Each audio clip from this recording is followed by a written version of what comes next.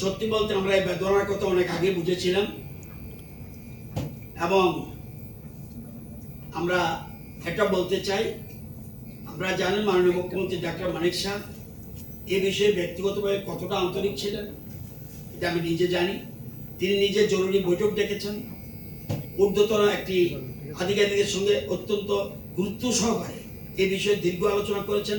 এমনকি একটি পর্যায়ে মাননীয় মুখ্যমন্ত্রী দিল্লি থেকে রাজ্যে ফিরে আসেন শুধুমাত্র বিদ্যুৎ ট্যারিফ সংক্রান্ত বৈঠকে সভাপতিত্ব করার জন্য।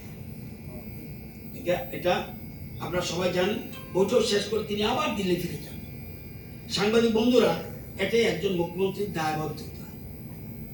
নিজের ব্যস্ত কর্মসূচি সরিয়ে রেখে রাজ্যের মানুষের সমস্যা ছুটে আসা, তার এই সহযোগিতা ও নেতৃত্ব ছাড়া আজকের এই ঘোষণা সম্ভব হতো না। তাই আজকের এই ঘোষণা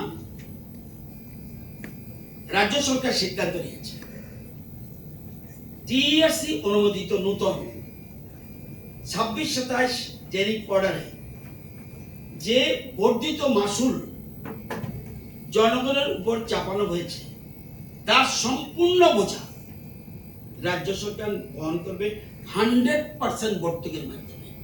এটা ত্রিপুরার ইতিহাসে কোনোদিন কেউ করেনি। যদি দেখাতে পারেন ইতিহাস, আমি আমার পদ থেকে ইস্তফা দেব।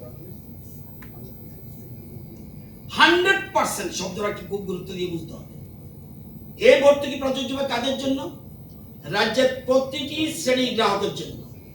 ডোমেস্টিক অর্থাৎ গৃহস্থলী যাকে বলি, ছোট মাঝারি বড় সকল স্তরের ব্যবসায়ী, যত বড় বিজনেসম্যান, সাধারণত সাবসিডি সবার ক্ষেত্রে দেয় না। এই ক্ষেত্রে অতিরিক্ত সাবসিডি সবার জন্য, কৃষক, শিল্পপতি প্রত্যেকে, শুধুমাত্র রেলওয়ে ট্যাক্সন ছাড়া। রেল লাইন যে আমরা করেছি ইলেকট্রিক চার্জ, ওটা ছাড়া।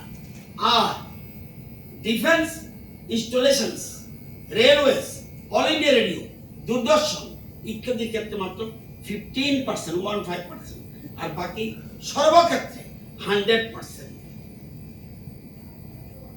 সহজ কথায় বলি, আপনাদের বিলে ট্যারিফ বৃদ্ধির কারণে যে অতিরিক্ত বাড়তি টাকা, অতিরিক্ত বাড়তি যা টাকা যোগ হয়েছিল তার আপনাকে দিতে হবে না। রাজ্য সরকার তা 100% বহন করবে। অতিরিক্তটা যারা প্রশ্ন উঠতে পারে, যারা ইতিমধ্যে বাড়তি টাকা দিয়ে দিয়েছেন তাদের জন্য কি? আমি জানি আপনাদের মনে এই প্রশ্ন উঠবে। যারা ইতিমধ্যে নতুন বর্ধিত ট্যারিফ অনুযায়ী বিল মিটিয়ে দিয়েছেন তাদের কি হবে?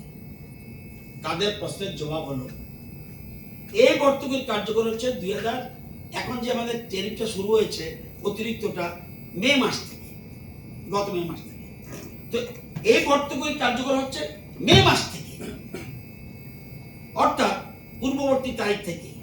যেসব গ্রাহক ইতিমধ্যে বর্ধিত হারে বিল মিটিয়েছেন তাদের প্রদত্ত বাড়তি অর্থ তাদের পরবর্তী 3 মাসের বিলে ধাপে ধাপে অ্যাডজাস্টমেন্ট করে ফেরত দেওয়া হবে। আগামী সেপ্টেম্বর, মানে এখন আগস্ট মাস চলছে, এই যে সেপ্টেম্বরের 1 তারিখ, তাহলে সেপ্টেম্বর, অক্টোবর, নভেম্বর এই 3 মাসে গ্রাহকদের হাতে যে বিল পৌঁছাবে তাতে এই অ্যাডজাস্টমেন্ট প্রতিফলিত হবে।